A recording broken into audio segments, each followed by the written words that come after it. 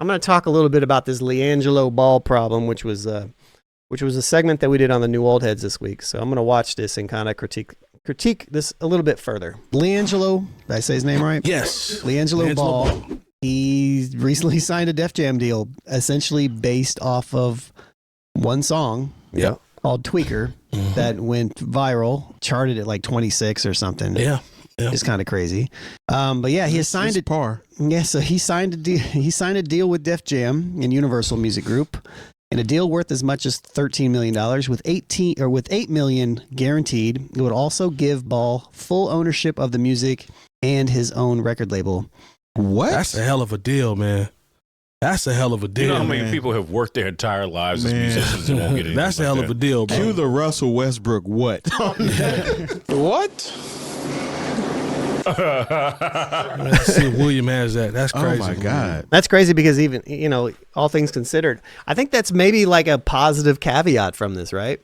So like the song is mid as hell, but like all things considered, the fact that LiAngelo Ball could sign a deal with Def Jam and retain most of his rights is pretty crazy. Like that's kind of, I actually kind of want to look this up even further and see if this is actually true, because it doesn't even seem like this would be true. But all things considered, that we're going to get into a little bit later, like that is kind of cool. Do records like this continue to water down the culture, or should we even care as hip hop commentators? It's too late. So here's the thing, right? Here's what people are missing. What are they missing? It's not about LiAngelo Ball. Mm-hmm. He's taking advantage of the opportunities that were presented to him by the culture. True. So when we see people, we've talked about this multiple times. 1 million followers or 1 million views, YouTube, boom, you get a record label or a contract or whatever, or a deal. Thank you. Essentially, this is the same thing. He's just more known because he used to hoop and because of his family, but the concept is still the same.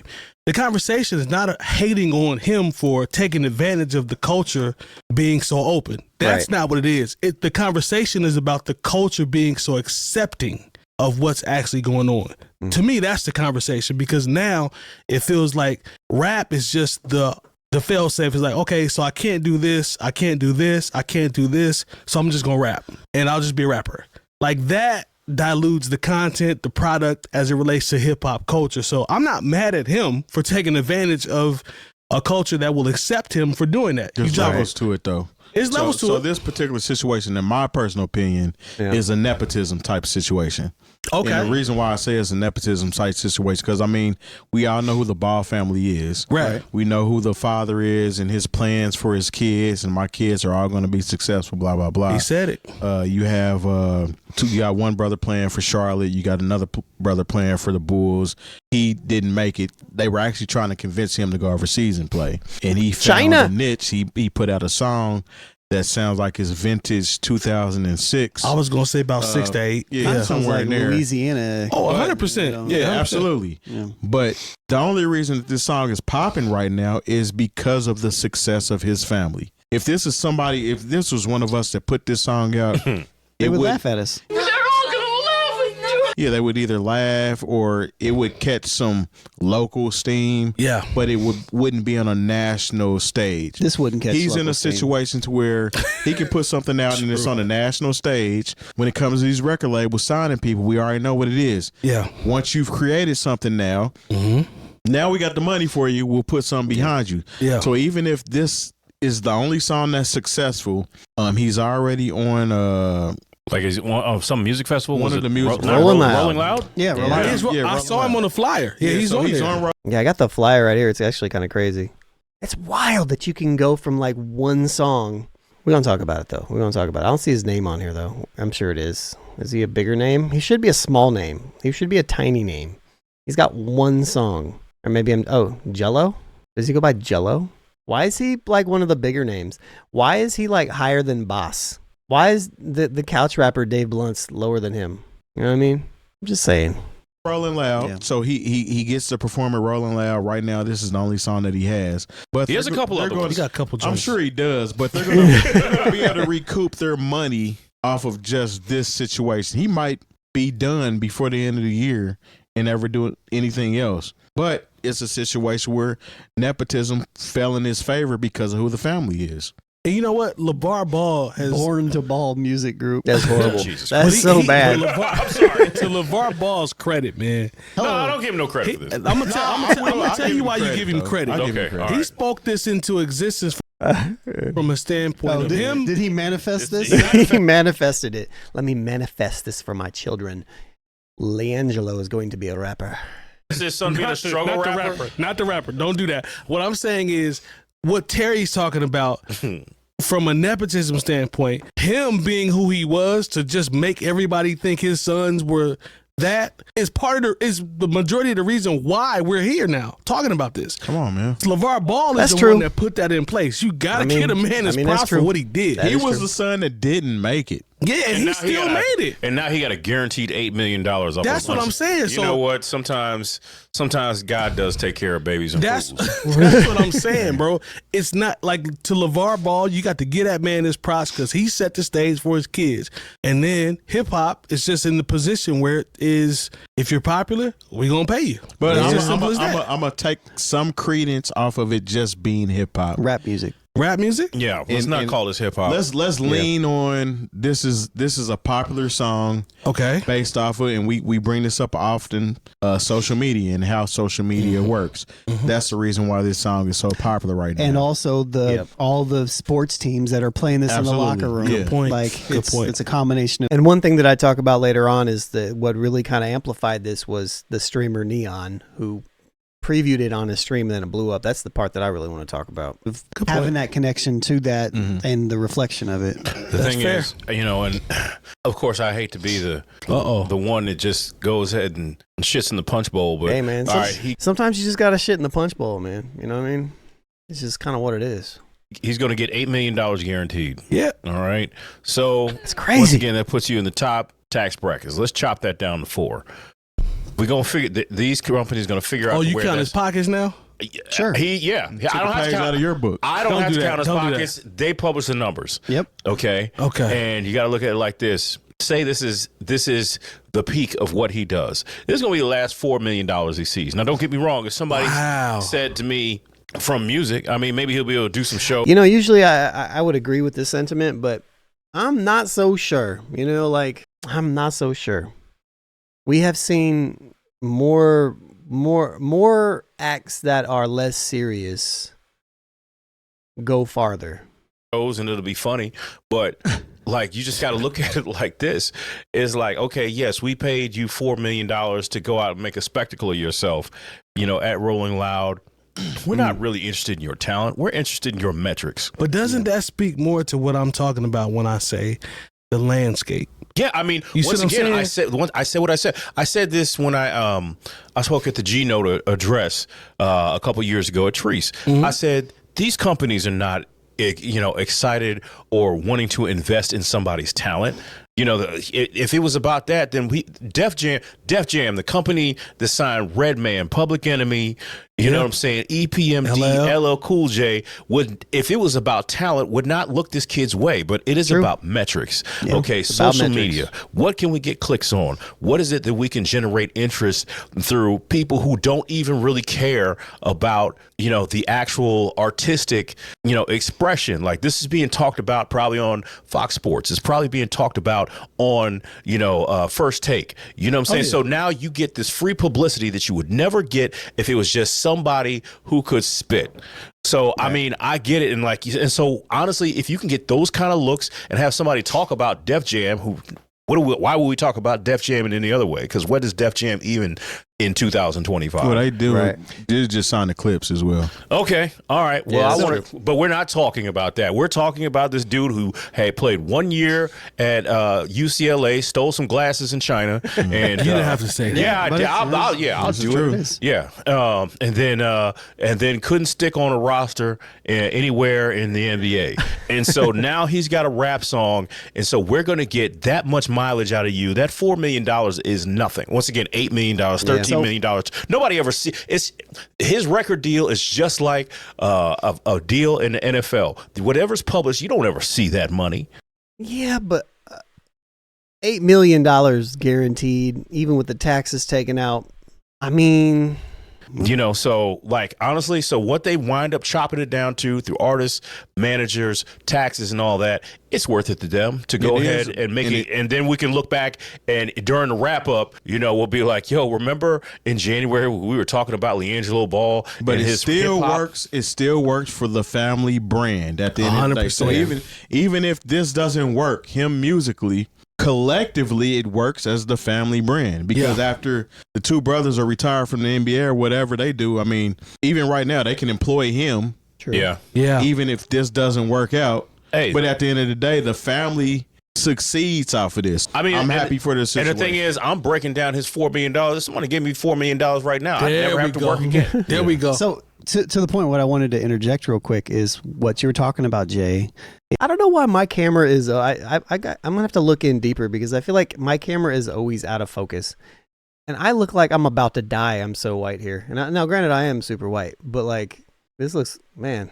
Is this song had 188,000 streams, but he went on. Are you guys familiar with the influencer who goes by Neon? He's this dude with glasses. He was a kick guy for a while. I can't say I know him. Yeah. Aiden Ross style influencer. Okay. Yeah. He went on his stream and he got an 871% spike over the next 3 days. Which is crazy. Smart. That is what spiraled this song into being something that was bigger than it was. And to your point, it was to a fan base who doesn't really care about any type of the Who integrity. doesn't care about the clips being signed to Def Jam? They don't, and then they don't care about how good this song is. It's just a popular guy making a song that is kind of a little bop to me. That's all that it is. All of this, especially along what you just said, Jay Moore, Terry, what we've all said, goes back full circle as to where we are as it relates to the culture and what is allowed. This is just it on steroids, because sometimes we see artists, it'll take a little while for them to build up TikTok, Instagram, and whatever to get to this point.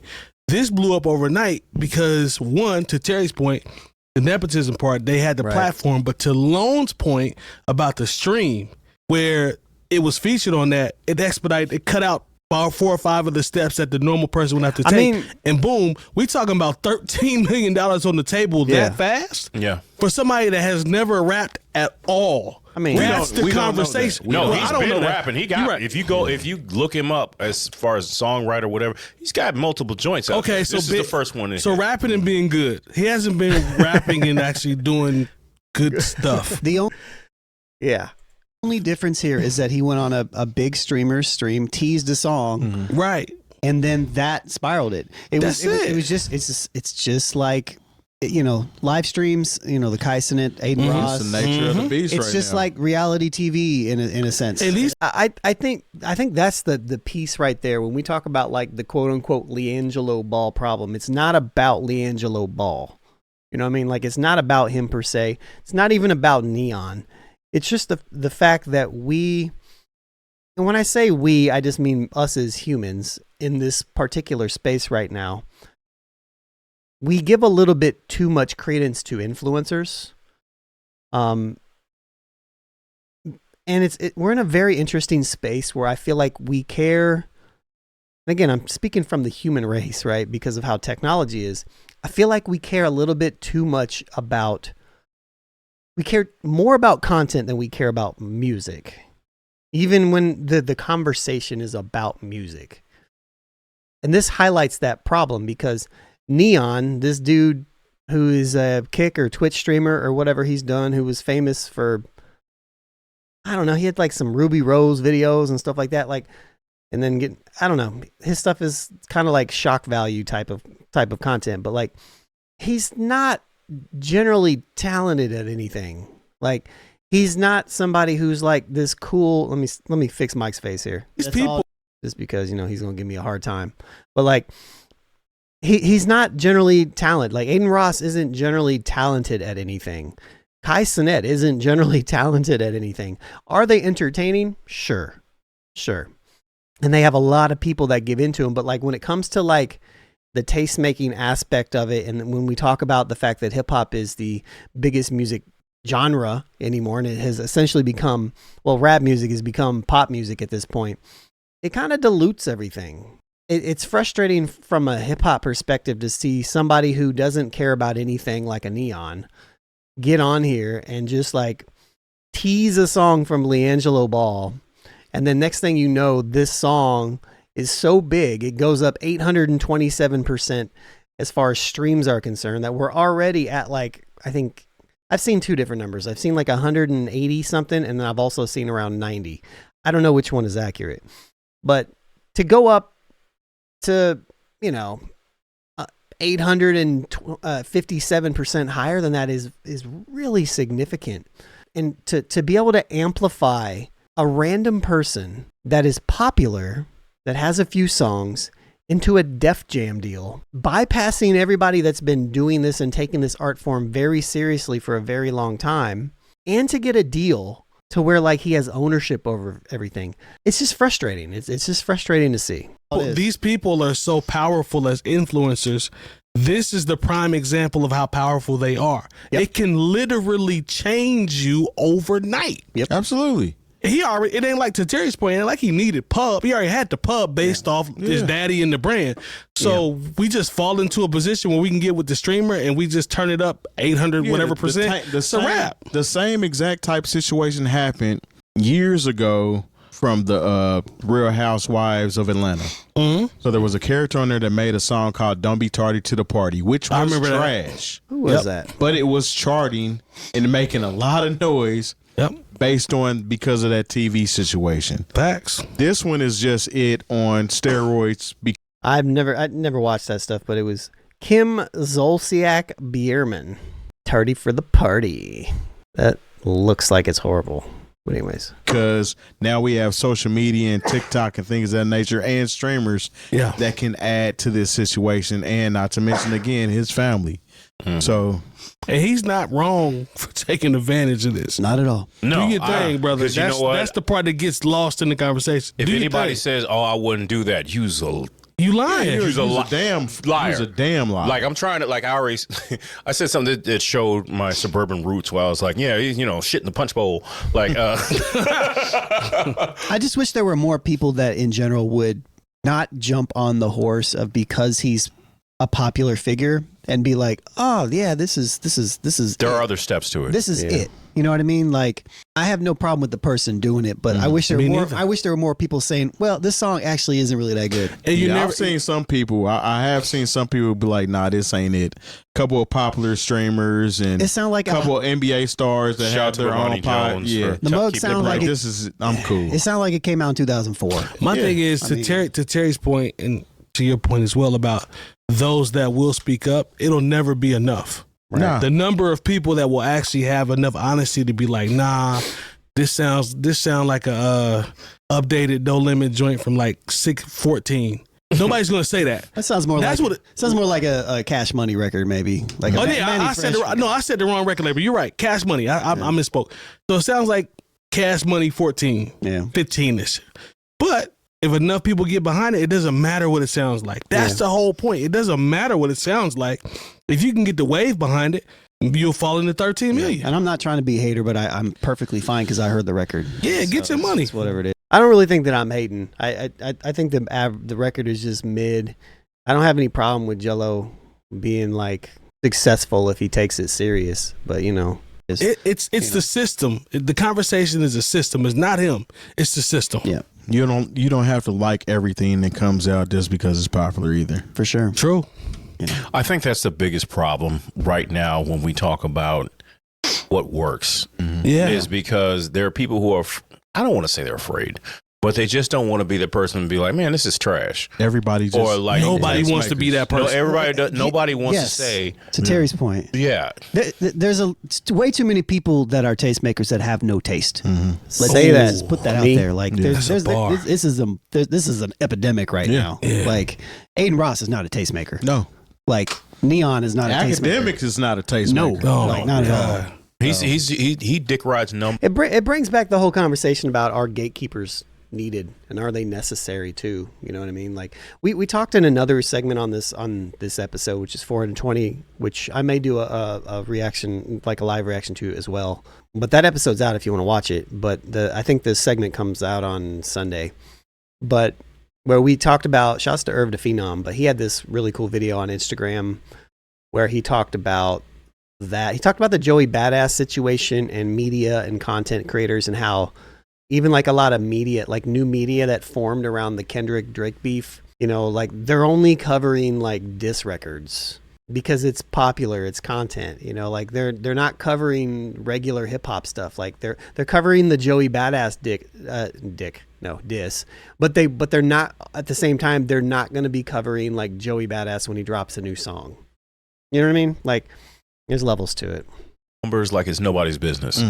We didn't talk about And people. Well, I mean, and people, lots.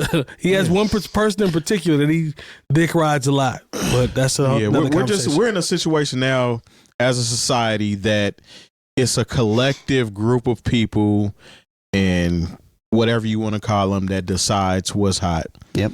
And people like us really don't have a say so in that. We're talking that's a bar right there. Like, we've been doing this show for I don't know how long. The YouTube channel is pretty decently big, right? But like, we don't have a say in any of this. Like, we're just commentators. We're just part of this thing, and we just talk about it. But we don't really matter. You know what I mean? about Of the thing that we've been doing for so long. LiAngelo Ball having a record deal with Def Jam, and Redman just dropped an album. Yeah, Man. for sure. You know what I'm Exactly. saying? Yeah. So Isn't that something crazy? It's like we're here on the show, like, and granted, I downloaded Muddy Waters 2 on my phone when I was traveling. I didn't get to it, but like when you have to play the algorithm sometimes, like we have to talk about this. Like we don't have to, but like it's crazy. It's crazy. Redman is good. I literally shared a Redman video on the channel today where he was slapping booty cheeks, you know, like in a cowboy hat. But it's like this is what we're talking about. oh, and we're talking about Def Jam Top. And maybe we're a little bit to blame for that. I don't know. But at the same time, like it's tough because outside of a handful of people, granted, like I have the data. I've been doing this since 2009, like from blogging to YouTube to all this stuff. Like people just don't click on stuff that isn't like super clickbaity, that isn't super controversial. You know, it's just kind of what it is. So we have to be very careful. We have to be like very crafty with how we even talk about stuff on this channel. Redman was one of the flag holders for Def Jam. at one point, he in was time. holding Def Jam down. Yeah, You know what I'm absolutely. saying? He was the only one with those. He was the And- only one with gold records in that building. and his Yes. and his project was solid. It just was too long, but that's neither It's too here nor long. Yeah, there. neither here nor there. You're right. We're just in a day and time where the way that people consume things is based on what somebody else thinks. Yeah. And we've talked about this on a local level, even when we have certain type of events or certain type of artists here, that this isn't going to generate noise because the masses don't like it like that. Right. They might come on later, Yeah. but this is a situation that it's essentially a pop song because hip hop is turned into pop, or rap music is turned into pop, whatnot. Yep. And it took social media by storm. It was on the stream, like you said, and I mean, here we are.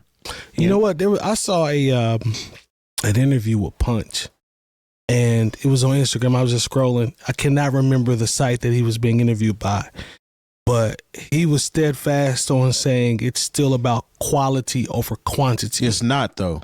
And here's what I'm saying, Terry. I think when you're in the position to be around so many talented people that are established, it's easier to say it's about quality over quantity. Yeah. When you're on the other side of it, I don't think that rings true now. No. I don't. I There's think a certain thing that success does where you can isolate yourself from certain things, and that's what TDE is. it's the total opposite. If you're on the bottom side coming up, that does not ring true. No, especially when you talk about numbers. If we want to talk about numbers and we want to talk about the people that consume things, the people that care about quality are the lowest common denominator. 100%. So it comes down to quality isn't necessarily the thing that people focus on. This is a catchy tune. Yeah. I'm not saying that it was mixed badly or anything No, like that, but it's no. dated. Yeah. And I always give It's straight. Yeah. And I always give Jay more peace for this because he was one of a couple people that convinced me, and he said it on a show a long time ago. We were doing it. One of the times when you were sitting there, he said, "Man, stop complaining about what you don't like and go find the stuff that you do and promote that." Yeah. That was one of those that right there. That conversation helped me turn into, Yeah, just stop arguing about all the stuff that's trash or whatever. I mean, we're talking You about didn't this. stop though, but I did because I was worse. I was worse. I was way Well, I mean, worse. it's just like I didn't put out, and I know there, shout out to Anthony Fantano who put out this records he thought were trash this year. But sometimes I find a little time to put out a list at the end of the year. Yeah. I think we all did. Yeah, a couple. Yeah. And I was like, sometimes I do albums. This year, I think I did like just 20 songs that I liked, not songs that I thought were the best, just songs I liked. Yeah. You know what I'm saying? And I put that out to the world. You know what I'm saying? So, I mean, maybe LiAngelo's going to surprise me. And he might make my list this year. And that's why the hate's not dedicated towards him. No, it's just about this particular song not being it and the hype around it. That's all. That's it. That's all, bro. Thank you for saying because he that. can drop a record tomorrow and it could be great, and I'd be like, oh, that's dope. Yeah. It's not about. He's got another song that I heard, and I was like, this ain't bad. Yeah. This works. Was it LiAngelo or Alonzo? It was LiAngelo. Okay. Or whichever one. They both rap. Yeah, whichever one Be careful is not in now. the NBA. That's the one. Yeah, that's the one we talking about Well, now. Alonzo wasn't. LiAngelo. Well, that's because he was injured. He was hurt. Yeah. Don't do that. I mean, LiAngelo, LaMelo. I don't know what happened at the end of the episode either, but we started getting this weird delay going on. I don't know if it's because Terry started leaning over closer to Mike's mic or what, but it was picking up when I'm gonna have to look into that a little bit further. Oh, and His little brother cold though. He cold. He plays like the. Let me stop. Yeah, he cold. He I'm cold. not gonna say how he Little plays. brother cold. I don't need to do that. I don't need to do that. Hey man, get your money, man. Yeah. That's all I can tell you. Get your money. his father cheesing like a mug. Oh my god. hey, good for him. Hey man, you know what? That family Not is. mad at Yeah, I'm not either. They have good Christmases. You ain't lying. They've had You know, good Christmases for a while. for a minute. So they doing all right. I'll just leave it with nobody in a position of power cares more for the art than the bottom line. Man. That is facts. Facts.